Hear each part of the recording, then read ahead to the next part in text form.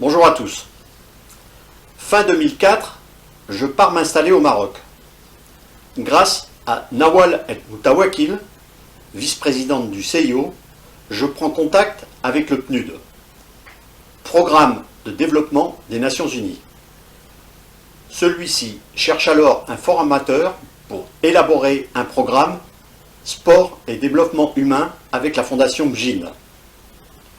Il est destiné aux jeunes et aux associations des quartiers populaires de Casablanca, Sidi Moumen et Nassim. Sidi Moumen est très connu au Maroc comme un quartier sous forte influence des islamistes.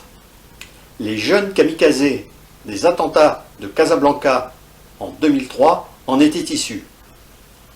J'ai pu toucher de près les problèmes de radicalisation. Après cette mission, je suis envoyé dans la Médina de Fès pour un projet de tourisme chez l'habitant et de circuit avec les confréries soufis. Je travaille en collaboration avec Leila Scali et la fondation Esprit de Fès, fondée et dirigée par son père Fawzi. Cette coopération débouchera sur la création d'un réseau d'accueil chez l'habitant intitulé Ziyarat de Fès. Pendant cette période, 3 jours vont changer ma vie. Le mercredi 6 juillet 2005, Londres bat Paris dans l'attribution des Jeux Olympiques de 2012. Le lendemain, jeudi 7, les attentats de Londres font 56 morts et 700 blessés. Le vendredi 6 juillet 2005, j'ai un repas à Sidi Moumen, au cœur des Carrières Thomas, avec les jeunes du quartier. J'étais invité au couscous traditionnel du vendredi. Suite aux attentats de la veille, la situation est très tendue. Tout le monde me déconseillait de me rendre à cette invitation, mais je suis passé outre car il était pour moi impossible de revenir sur ma parole. Ces quelques heures ont été très lourdes de sens et valent des années de vie.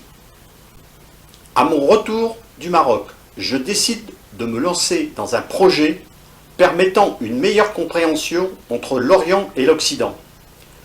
Pour cela, je choisis l'histoire des Pyrénées et de l'Occitanie.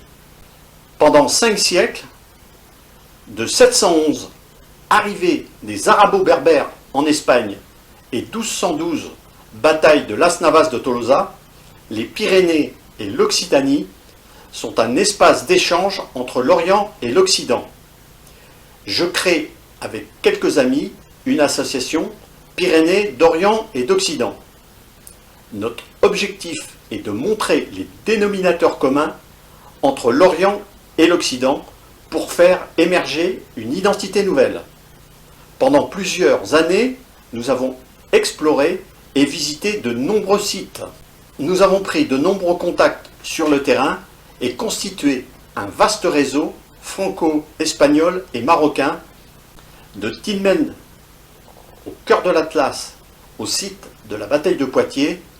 J'ai acquis une très bonne connaissance de toute cette histoire. Elle est terriblement actuelle avec les difficultés que nous connaissons actuellement avec l'islamisme radical. J'ai écrit plusieurs projets sur cette thématique. Sauvelade, les chemins de la convivencia, l'inauguration de la médiathèque de Pau, mais le monde politique béarnais n'était pas intéressé par cette problématique pourtant brûlante. Enfin, en 2013, le conseil départemental retient l'une de mes propositions, les épopées du Béarn.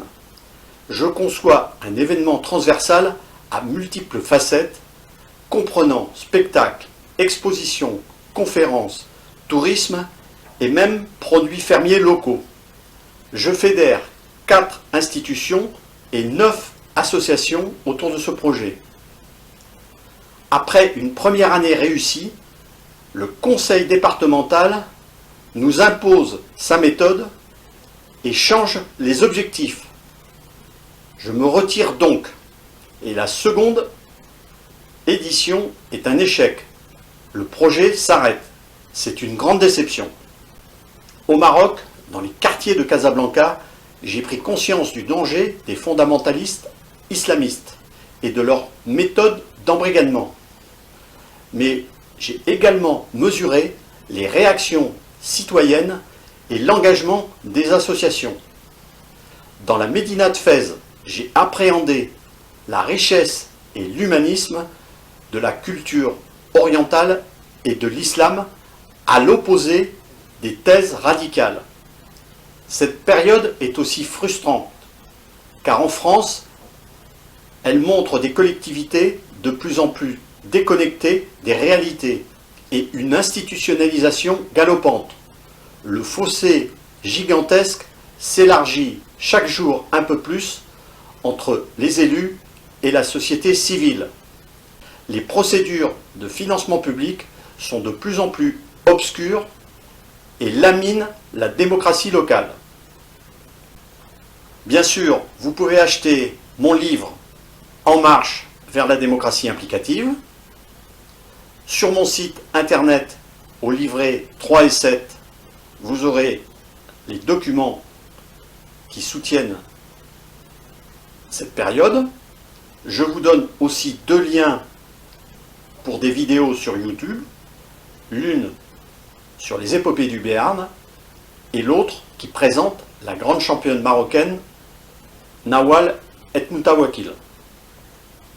Bien sûr, n'oubliez pas de partager et de diffuser cette vidéo sur les réseaux sociaux. Merci beaucoup.